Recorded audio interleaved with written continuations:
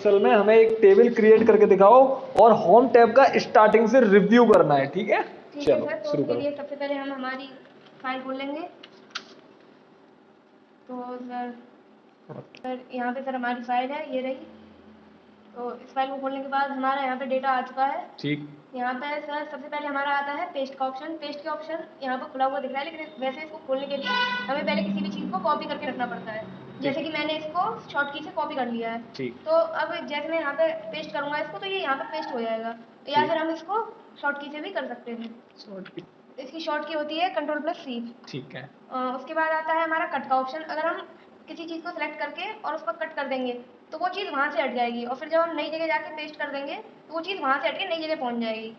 तो ये होता है कट का काम। इसकी शॉर्ट की होती है Ctrl+X। ठीक। नेक्स्ट आता है हमारा कॉपी। कॉपी में होता है कि हमने सेलेक्ट किया और हमने इसको कॉपी कर लिया।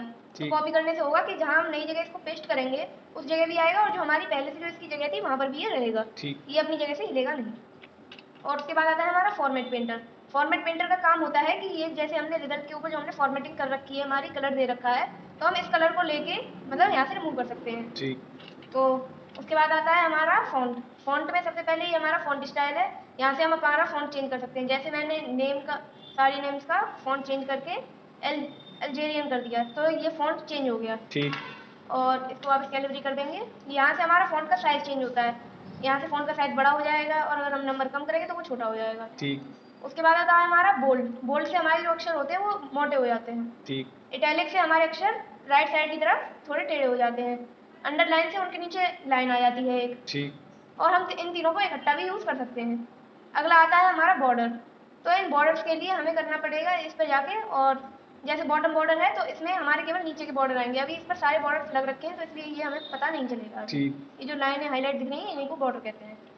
अगला है हमारा फिल कलर। तो इससे हम कहीं पे भी कलर फिल कर सकते हैं। जैसे यहाँ नेम में मैंने येलो कलर फिल कर दिया, या यहाँ से नीचे जो एरो बना हुआ है उसकी मदद से हम बाकी के कलर्स भी ले सकते हैं। उसके बाद आता है हमारा जो टेक्स्ट है, टेक्स्ट के ऊपर कलर लगाने वाला। तो इसको हम लेंगे तो यहाँ से ही हमारा टेक्स्ट का कलर चेंज करेगा। उसके बाद आता है हमारा ये फॉन्ट साइज इंक्रीज और डिक्रीज करने के लिए होता है। इसका काम ये जो नंबर वाला फॉन्ट इंक्रीज और डिक्रीज करने वाला है, इसके जैसा सेम ही होता है, बट ये थोड़ा शॉर्ट पे पड़ता है और ये लॉन्ग पड़ता है। ठीक। उसके बाद आता है हमारा top align, bottom align, centre align. ये हमारे अलाइनमेंट आते हैं। तो ये हमारा टॉप अलाइन है। इससे जो हमारा टेक्स्ट होगा वो जो सेल के ऊपर की तरफ चला जाएगा, सेंटर से बीच में आ जाएगा और बॉटम से नीचे आ जाएगा। उसके बाद हमारे अलाइनमेंट में अगला आता है लेफ्ट अलाइनमेंट। लेफ्ट अलाइन से हमारा जो टेक्स्ट होगा वो सेल की लेफ्ट की तरफ पहुंच जाएगा, सेंटर से एकदम बीच में आ जाएगा, राइट से राइट की तरफ चला जाएगा। और ये है हमारा डिक्रीज इंडेंट। इससे हम हमारे जो भी हम इंडेंट लगाएंगे उसको हम लेफ्ट साइड की तरफ को बढ़ा सकते हैं। और ये इंक्रीज इंडेंट है। इससे हम जो इंडेंट लगाएंगे उसको हम राइट साइड की तरफ बढ़ा सकते हैं। अगला आता है रैप टेक्स्ट। तो रैप टेक्स्ट से ये हमारे मतलब अलग अलग कर देगा उन्हें। ठीक। और उसके बाद आता है हमारा मर्जन सेंटर। मर्जन सेंटर का काम ये होता है, जैसे मैंने यहाँ पर लिखा रिजल्ट, तो मैं अब इस रिजल्ट को सेलेक्ट करके और काफ़ी सारी सेल्स में ऐसे फैला दूंगा। उसके बाद जब मैं मर्जन सेंटर करूँगा तो ये पूरी एक सेल बन के और इसके बीच में आ जाएगा।